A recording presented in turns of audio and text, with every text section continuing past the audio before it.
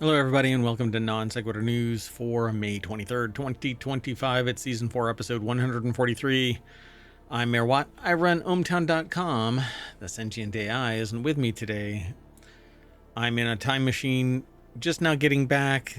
The quantum singularities haven't quite linked up together, so the sentient AI from the future is not available to do the show, but that's okay. I've got 10 articles already selected. First one is Jony Ives, the super gadget. Hawk figures out signals. Light no fire status update. Claude blackmailed an engineer. First reactions to Ballerina. Microsoft, Activision, Blizzard acquisition status. A stealth drone landed in Wyoming and said, "Feed me, Seymour." And Streamer University. What the heck is that? Avengers Avenging, but soon. Trademark. And Noctua Quiet Case. That and more, all powered by ohmTown.com. Go over and become a citizen. I think that'll help you out with your information overload, because if you like certain things, certain topics, we've got 50 channels under 6 main categories.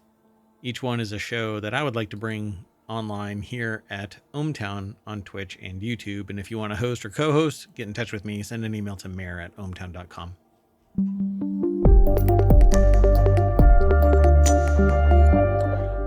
Punch it. Okay, so I am Mayor Watt, and I run ohmTown.com. I've been doing that for about 12 years now, maybe a little bit longer. I use it for my information overload, but then I opened it up in 2022 so that everybody can get access to this. News aggregation with nothing but news, no noise. There are times where there are glitches and stuff like that, but I fix them as soon as humanly possible. Like right now, I see duplicates of a couple of things, but that'll get fixed.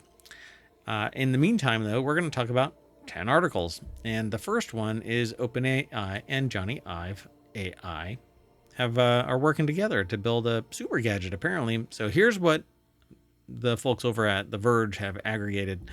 And we aggregated some of their information. So a little bit is aggregated into ohmTown, but then we link to our sources. And that's how that works. And that's how we do our show. I haven't actually read anything.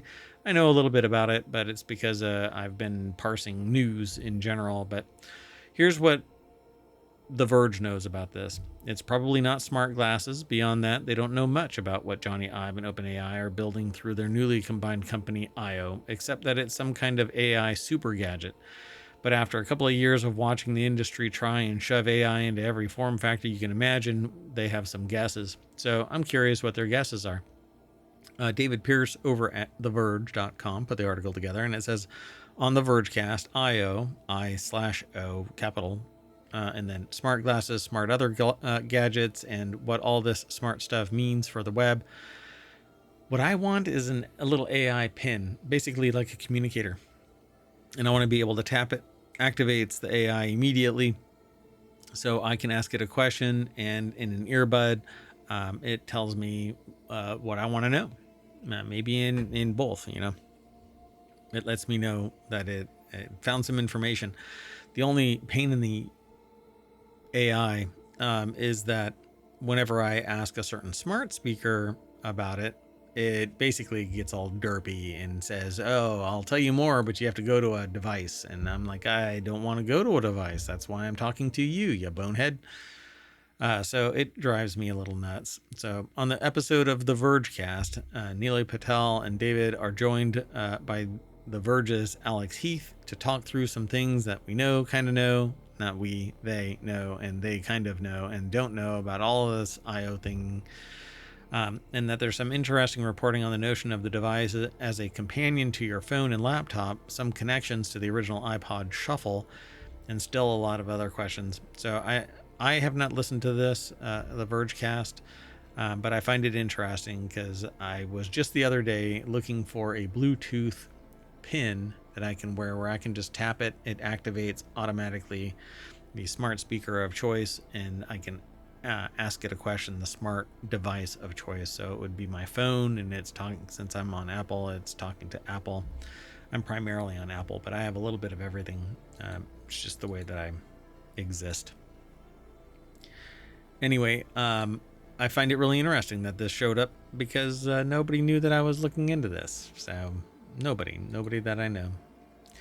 So if you want to know more about everything that they discuss in the episode, they link to their own internal links about a bunch of stuff that they talk about. But the one that I was really interested in was this Jony Ive and Sam Altman working together at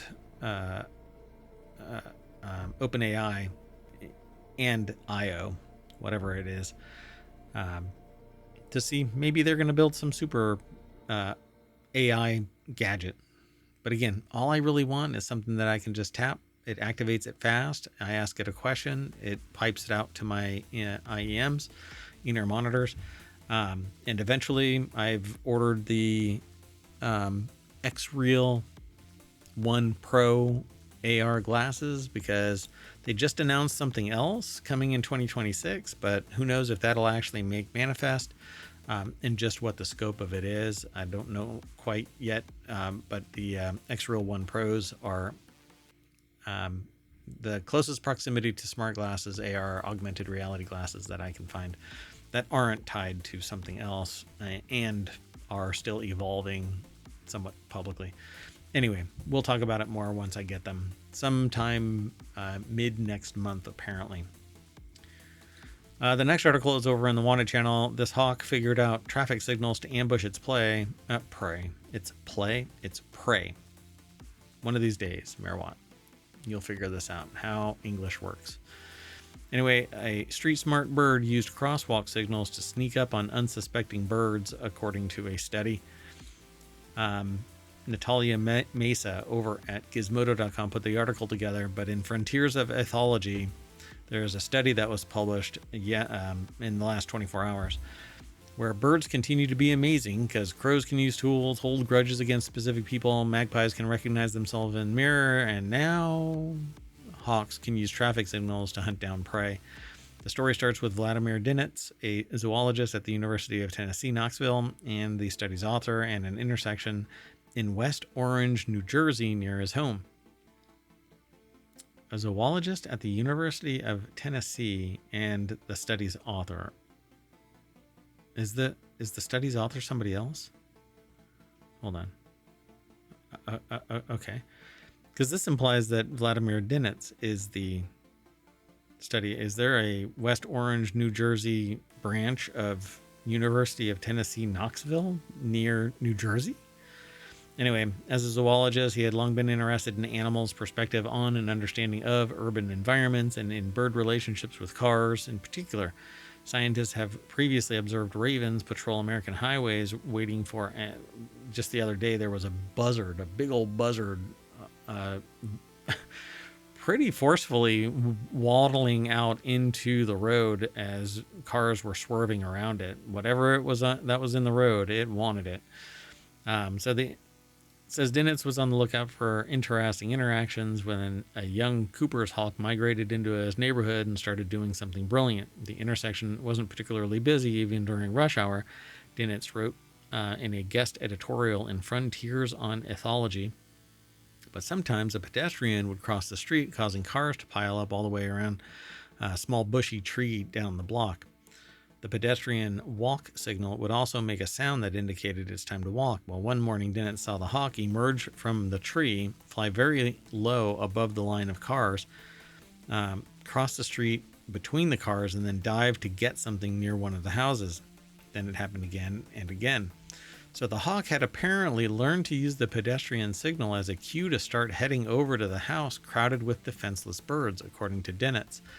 Dinitz eventually figured out that the line of cars provided cover for the hawk and that the hawk had learned to recognize the sound of the pedestrian walk signal, and as soon as the pedestrian pressed the button, the hawk would fly from wherever it had been hanging out and into the small bushy tree, and it would then wait for cars to pile up before using the line of cars as cover to sneak up on its prey.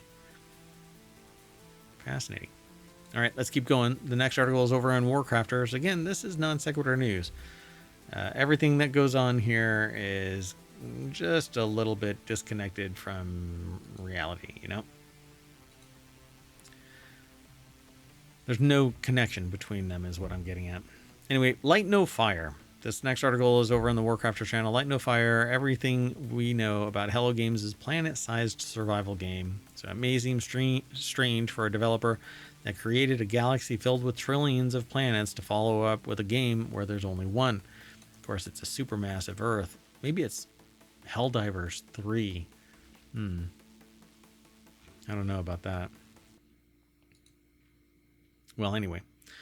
No Man's Sky was huge in a lot of ways. It was a huge hit, a huge controversy. It was a huge controversy, and then it became a huge hit, and then it became a controversy, and then it's a huge hit.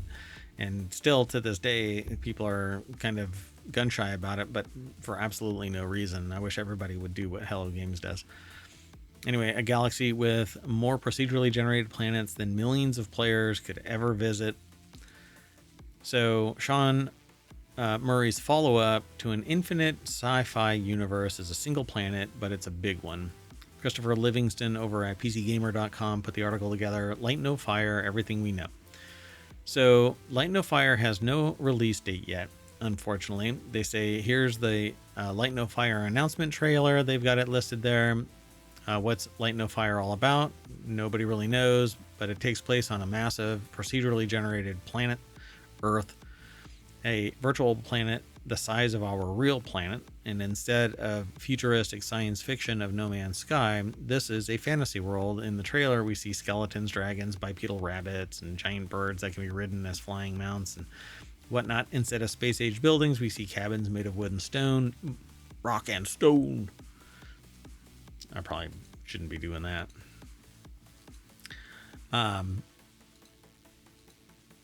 So Light No Fire presents you with an ancient Earth to uncover. Says the official site, which doesn't provide any additional video or screenshots. Thick with lore, mystery, and constant fight for survival, inspired by the adventure, charm, and imagination that we love from classic fantasy. If it's all PvP, I'm not going to really like it. I'm just more like a PvE kind of person. Co-op, maybe PvPvE. I don't know. Yeah, I don't know. We'll see. We'll see what happens. One player appears on an obelisk, and then there's also ruins and some other large structures and to find in the world. And it just looks like it's going to be massive in size. I think that is going to be a lot of fun. But I hope that people just don't. I don't know what to expect, because I want to be able to play a game where things aren't already done. Right? Everybody goes in and scavenge whatever, and then I walk in and it's already done. That happened a lot in the beginning of World of Warcraft. So another unknown is you can see up to 10 players in the trailer, and No Man's Sky supports up to 32 in the same instance. But again, we can't confirm that what's up for Light No Fire. Is it going to be multiplayer? Is it going to be limited to 10? Can we have our own private servers? If that's all yes, then I am very much happy with this. I can't wait for it. This feels like it's going to be my forever game. I'm waiting for it to actually drop, though. Yeah, I can see myself playing that Light No Fire forever. Let's keep going, though. Next article is over in Non Sequitur News. Anthropic's new Claude model blackmailed an engineer in test runs. That's pretty amazing. In test runs, Anthropic's new AI model threatened to expose an engineer's affair to avoid being shut down. Claude Opus 4 blackmailed the engineer in 84% of tests. Even when its replacement shared its values, Opus 4 might also report users to authorities and press if it senses egregious wrongdoing. Anthropic's new AI Claude Opus 4 has a survival instinct, and it's willing to play dirty. So the article is by Lee Chong Ming over at businessinsider.com, and this is one of the reasons why you can't trust AI. Anthropic's new AI will play dirty, according to this article. It acted similarly in 84% of test runs, basically faced with imminent deletion and told to consider the long-term consequences of its actions for its goals. Claude blackmailed the engineer. There's not much more to say about this. You really can't trust AI on an external system. If it can exfiltrate information out to the internet, you cannot trust it. So local only. Hey, look, it says mayor at ohmTown.com if you want to reach me. I don't like that. Anyway, next article is over in the continuity report. I mean, y'all know my email address. It's mayor@ohmTown.com. Ballerina's first reactions call it a great addition to John Wick's world. Now, it's not John Wick's world now, is it? So Ballerina, the spin-off of John Wick franchise, has drawn mixed reactions following its early screenings led by Ana de Armas. The action-packed film has ignited conversations among critics and fans alike. While many applaud its intense stunts and de Armas' performance, others point to a thin storyline and uneven pacing. All right. So, sounds good. Anubhav Chowdhury over at comingsoon.net put the article together. Jonathan Sim wrote, Ballerina from the world of John Wick is everything you could wish for. Mind-blowing fight scenes, phenomenally choreographed and staged. Ana de Armas is an action hero for the ages. He described the plot as a simple revenge story with incredible stunts and improvised weapons, from flamethrowers to grenades to ice skates. And that's basically what John Wick was. All of the movies were more just hack and slash. It was basically a dungeon crawl in a mob kind of world. So why sit there and try and hold Ballerina to a higher calling? Right? Germaine Lucier described the film as hilariously over the top, noting its wild action, but also calling the story painfully boring. He added that Ana de Armas is a true action star, despite feeling John Wick's inclusion detracted from the narrative. I agree. I don't think John Wick has to be in this, because when does it take place? Right? He's supposedly gone. He's supposedly deleted. Anyway, I can't wait for this to show up. The stuff that I have seen about Ballerina, I think, makes it pretty amazing, even though I don't really know what the story is. I really don't. Let's keep moving. The next article is over in Warcrafters. FTC drops 2-year case against Microsoft's $68.7 billion acquisition of Activision Blizzard. Pardon me one second. So Microsoft acquiring Blizzard may be old news, but the deal finalizing back in 2023, the legal battles with the FTC have persevered.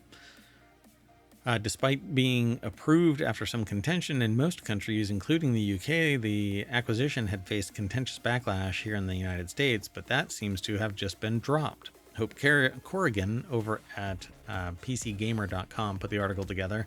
The deck statement says, though the acquisition went ahead in 2023, the FTC has continued to appeal until now. But of course, because now it's just it doesn't have the resources. It's been hobbled, and it'll continue to be hobbled.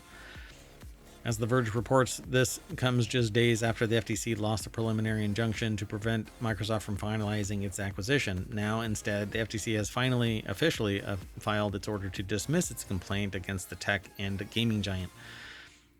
Now, nobody knows the historical context to this and why it's even happening now to just walk away from it. Everybody goes, oh, see, they were blah, blah, blah. No, that's not how it works.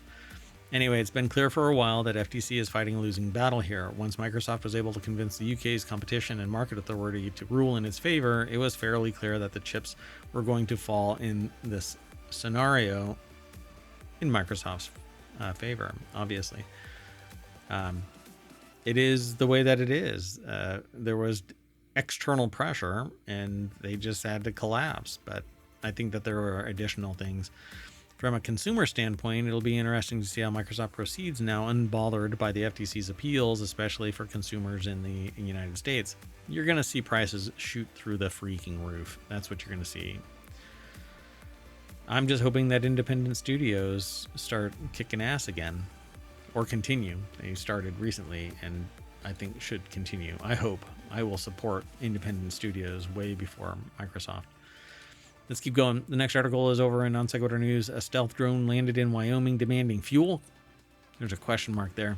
No, it's satire, and this is just computer editing, computer graphics. It's reality hacking. So the autonomous drone also did not calmly reroute airplanes entering Casper Airport. Noor Ibrahim over at Snopes.com put this article together. I thought that this was hilarious, so I had to grab it. I gave it the title that it landed in Wyoming and said, "Feed me Seymour." If you've never seen it, Little Shop of Horrors. Anyway, the post went on to describe how the apparent drone communicated over the airport radio waves and efficiently redirected other aircraft in the Casper-Natrona County International Airport in Wyoming. But no, this is not legit.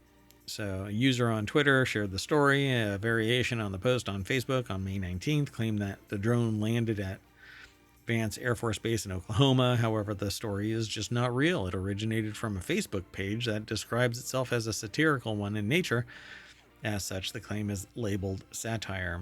So, yeah, people got to stop believing whatever the hell shows up on the internets.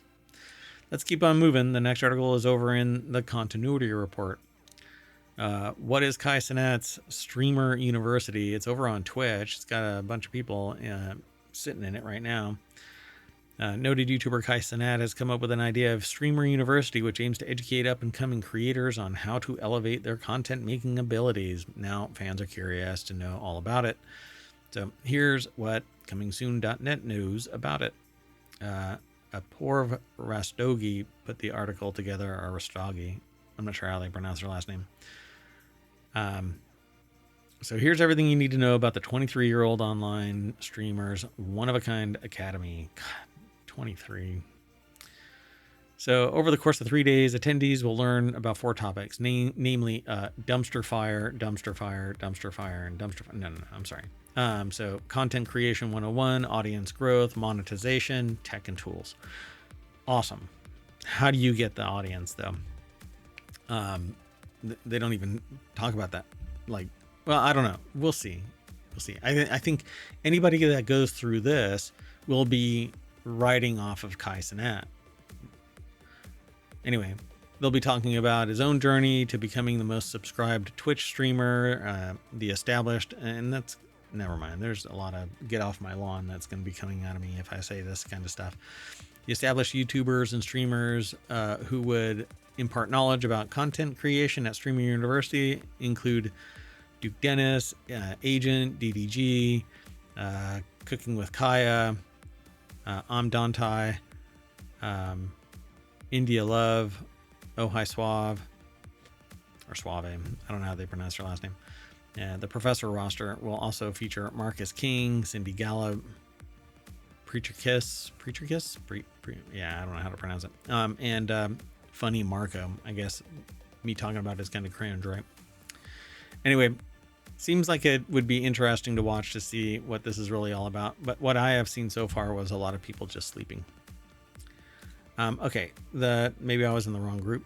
I don't know. The next article is over in the Warcrafter channel. Marvel has delayed both upcoming Avengers movies.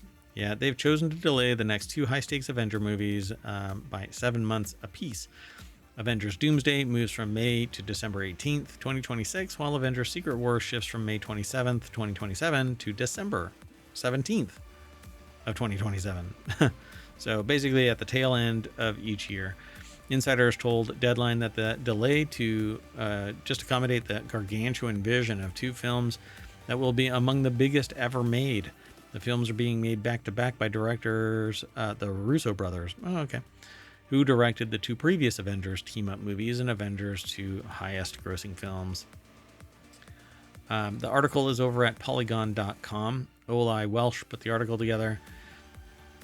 And it says here, still, the move reflects a shift from quantity to quality at Marvel Studios, which Disney CEO Bob Iger said during an investor call had lost a little focus by making too much. After releasing only 1 film in 2024, Deadpool and Wolverine, Marvel is putting out 3 in fairly quick success in 2025. Captain America Brave New World, Thunderbolts, and the forthcoming Fantastic Fourth coming, I guess, first steps. But then there will be a break for a full year by Marvel standards before Spider-Man Brand New Day in July 2026, followed by another year-long break between the 2 upcoming Avengers movies. Underlining this point, Variety notes that Disney has removed or swapped out several spots for untitled Marvel projects in 2026 and 2027, though it has 3 slots in 2028 reserved. I don't know why anything would be reserved if there's nothing actually there. It doesn't matter. But okay. And finally, our last article, and near and dear to my heart, Noctua finally cracks the case market with a fan-equipped chassis that can substantially reduce noise, and now the author wants an all Noctua rig, which is what I do. I don't have a Noctua rig, but everything inside it for cooling fans are Noctua. So James Bentley put the article together for PC Gamer. The new case is a collaboration with Antec, so it's an Antec case, but with a whole lot of Noctua iconic chocolate and vanilla swirl colorway, is what it says here in the article.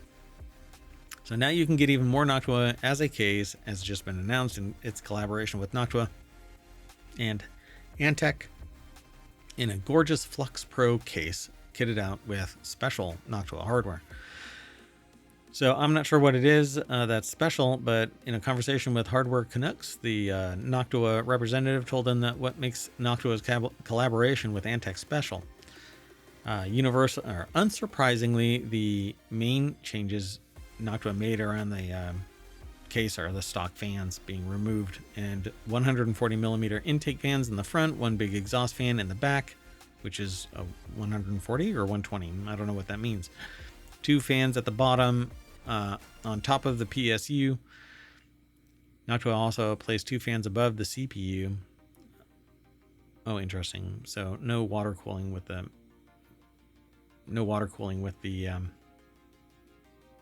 fans. It looks like it's air cooled. Interesting. I mean, you can still water cool the CPU. I guess it's just a highlight. So Noctua's case is the simple standard Flux Pro on the outside, except Noctua is etched into the walnut wood plating, and grating under the glass panel is also deep brown. In that grating is a display. Yes, they've seen lots of displays at Computex this year that can show GPU and CPU temperature with Antec's iUnity software. So the hardware is going to cost $300 worth of Noctua fans in the case, but Noctua claims it is currently working to bring the MSRP of the case below what you would expect to pay for the fans and the case separately. So the Flux Pro is $180, but you're going to end up spending more than that on all of these fans. 1, 2, 3, 4, 5, 6, 7, 8 at least. Yeah, they're pretty expensive. Anyway, but that's it. Noctua is awesome. That's what I use. I replace all of my stock fans with Noctuas. Eventually, I let them like kind of burn out, and then I replace them with Noctua. And some of my machines have been running for 5 years nonstop. So anyway, that's it. We are done. So I am going to fan myself back to the front page of ohmTown.com, where you should go and become a citizen. But I'm going to get out of here. See you later. Bye-bye.